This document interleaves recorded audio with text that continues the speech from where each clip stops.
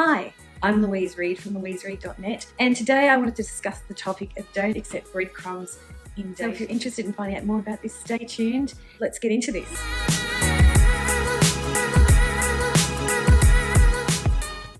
So recently I've been dating myself. I just ended a relationship with a guy. The reason was, although I didn't know at the time, I was being breadcrumbed. So what's breadcrumbing? But one minute you're feeling blissfully happy, and the next minute you're thinking, what's happening? What's going on? Where's he disappeared to? Started going out with the guy, and now that I look back on it, the signs were there. But I didn't know, and I thought, oh, things are going to improve. So one weekend he'd be available, and then the next weekend I'd be chasing him for his attention.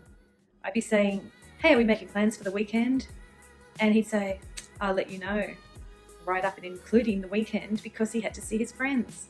This continued after we said that we were in an exclusive relationship, and we'd been going out for a few weeks, and it just kept going on and on. And I kept thinking, hang on, we just had this great week. The times that he wanted to see me were during the week, not on the weekend. Is he investing in you? Now, everyone's going to laugh. Maybe a red flag for me should have been when I got taken to 7-Eleven for dinner, right at the beginning. But I was being kind and considerate and thought, no, things are going to get better.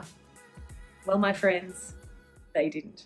In fact, I think I only went out for dinner maybe twice. And I know some people are saying it's not all about the money. And I know, and I'm exactly the same. But I'm talking about even making an effort. Let's go for a picnic. Let's do something where there's some effort and preparation being in there. Does he avoid answering your questions directly? This is another clear sign that you are being breadcrumbed, because he's investing the absolute minimum, but you are putting in the maximum amount of effort. One of my favourite dating gurus, Derek Jackson, check him out, he's on a YouTube channel, may have called me spare change chick. I suddenly realised after I'd watched his video, which is after my relationship ended, that was me. I was convenient. And that's okay, because I've learnt from this, and believe me, it's not happening again. You deserve better than this. I deserve better than this. I can tell you from personal experience that you end up feeling distressed, anxious, stressed. You feel like you don't know where you stand. So as well as being Mr. Breadcrumber, he's also Mr. Emotionally Unavailable. It does take two to tango though. So at some point, we need to say, bye-bye, see ya. You can go and find another lovely lady that might be waiting for you, but I need to meet my Mr. Right. If you're watching this video, I'm assuming that you're wanting a loving long-term relationship. And really through his actions, this guy is telling you that he is not the one for you. I don't care what he's telling you. This guy was telling me he loved me. He was saying he wanted to get married. He'd say to me, can you feel how much I love you? And then he wouldn't book me in for the following weekend. What was he really telling me? I can tell you. He was telling me that I was way down his list of priorities. No one has the time to entertain these people that don't know what they want, or who are stringing you along for their own reasons. And just remember, these reasons don't matter. Don't get caught up in them. This is about you, not them, and this is about us, me included, learning our lessons so that when we do meet other people the same as Mr.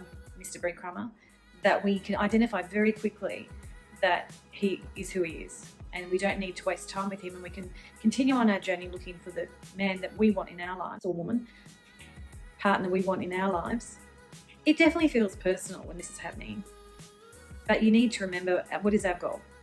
Well, we all will have different goals. For me, I'm looking for a long-term relationship. So I try and always find the lesson from everything, which is good and bad. The good thing that I experienced was that it really gave me more clarity as to what I wanted, which is I do want a long-term relationship with the right person. And I love cuddling on the lounge, watching a movie, and I love that connection, I love that chemistry and all the other things that go with it, and it's lovely to have someone to go out with. But there were aspects which I didn't like, and now I think, okay, great, this is what I want, these are the positive attributes that I want, and these are the things that I'm going to see. Next time I'll know that that's a red flag, and I'm not going to continue with this. We do need to give people a chance, and we do need to allow them the chance to show who they are. But in this case, because I did do some journaling, when I went back later and read those journals, I realised that there was evidence right at the beginning of this behaviour, and this behaviour didn't change. We want a loving relationship, which we're not going to get from this person. So I say, set them loose into the wild and continue on your journey looking for what you are looking for. And then you have power in that moment, and you've learned from that experience. We just need to remember that that person is not necessarily a bad person. They don't necessarily know what they're doing, but we know what we want, and we need to just stay true to that and learn from it and move on. Thank you for watching this video. There's going to be more videos published on Wednesdays and Fridays, so if you like this content, please hit like, subscribe, and I'll see you soon. Bye.